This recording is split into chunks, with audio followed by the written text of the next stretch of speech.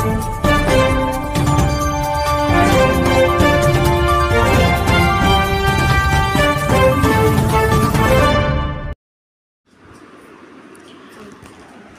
शहरातील आनंदनगर येथे साचले नाल्यामध्ये पाणी आणि घाणीचे साम्राज्य।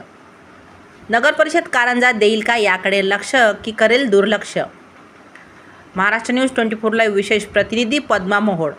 नमस्कार, मी भाग्यश्री महाराष्ट्र न्यूज 24 लाईव्ह मध्ये आपले स्वागत करते। कारंजा तालुक्यामधील आनंदनगर 3 मध्ये साचले घाणीचे साम्राज्य। नागरिकांचे जीवन आहे धोक्यात आणि येथील नाल्याची होत नाही नेहमी साफसफाई आणि झाली तरीही नालीतील कचरा काढून हा नालीच्या बाहेरच टाकला जातो व तेथे महिनाभर हा कचरा उचलूनही नेला जात नाही। याचे दृश्य आपण स्वतः आमच्या व्हिडिओमध्ये पाहू शकता।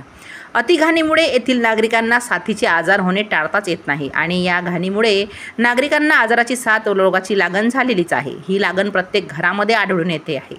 तरीही रुग्ण कमी होतील का? येथे स्वच्छता अभियान राबवले जाईल का? कारंजा नगर परिषद या घाणीकडे येऊन लक्ष देईल का? घाणीचे साम्राज्य कमी केले जाईल का? असे अनेक प्रश्न जनतेमध्ये चर्चेच्या स्वरूपात उद्भवत आहे की शासन प्रशासन अजून झोपेतच राहणार आहे? केव्हा येईल का शासन प्रशासनाला जाग? असा थेट प्रश्न आमच्या माध्यमानुसार सुनो सरकार सुनो। महाराष्ट्र न्यूज 24 लाईव्ह विशेष प्रतिनिधी पद्मा मोहोळ तसेच मी भाग्यश्री आपली रजा घेते। भेटूया पुढील बातमी सत्रात। नमस्कार। महाराष्ट्र न्यूज 24 लाईव्ह मध्ये आपले स्वागत आहे। आपण आलेलो आहोत वाशिम जिल्ह्यामधील कारंजा तालुक्यामधील आनंदनगर 3 मध्ये तुम्ही बघताय की घाणीचे किती साम्राज्य इथं झालेले आहेत। इथल्या राहणाऱ्या नागरिकांना, इथल्या राहणाऱ्या जनतेला पूर्णपणे डेंग्यू, मलेरिया या साथीच्या रोगांना सामोरे जाण्याचं काम पडत आहे। तर या साथीच्या रोगांना का बरं सामोरे जाण्याचं काम पडत आहे? तर आम्ही आमच्या माध्यमातून दाखवतो तुम्हाला की काय आहे या आनंदनगर 3 कारंजा मधली परिस्थिती। चला तर मग आमच्या माध्यमातून दाखवतो तुम्हाला की हे बघा कसे घाणीचे साम्राज्य आहे। इथे तुम्ही बघू शकता की ही नाली आहे। ही नाली नगर परिषदेने बांधलेली आहे, पण ही नाली किती खोल आहे हेच आपल्याला समजत नाहीये। या नालीमध्ये प्लास्टिक, सगळी गंदगी जिथे की डेंग्यू, मलेरिया अशा सारख्या आजाराचे मच्छर जे आहेत ना, तर ते मच्छर तुम्हाला दिसून येतील। बघा तर मग इथल्या नागरिकाच्या जीवाशी गव्हर्नमेंट कसा खेळ करतंय। तर इथं गरीब लोक राहतात, यांच्याकडे दवाखान्यासाठी पैसा नसतो, यांना खाण्याची पण सोय नाही। अशा लोकांना जर असे साथीचे जर आजार झाले तर बघू शकता तुम्ही आमच्या माध्यमातून की काय आहे ही परिस्थिती। बघा इथं नाली आहे, इथं कचऱ्यात नाली आहे की नालीत कचरा आहे, इथं कचऱ्यात नाली आहे की नालीत कचरा आहे हेच दिसून येत नाहीये। तर शासन प्रशासन जे आहे तर तो नागरिकाकडनं टॅक्स घेतोय।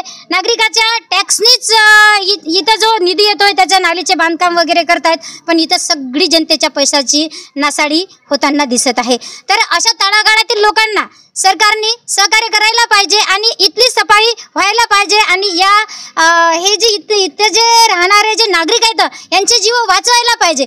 सरकार नागरिकांचे जीव वाचवते की जीव घेते हाच इथल्या जनतेचा खूप मोठा प्रश्न आहे।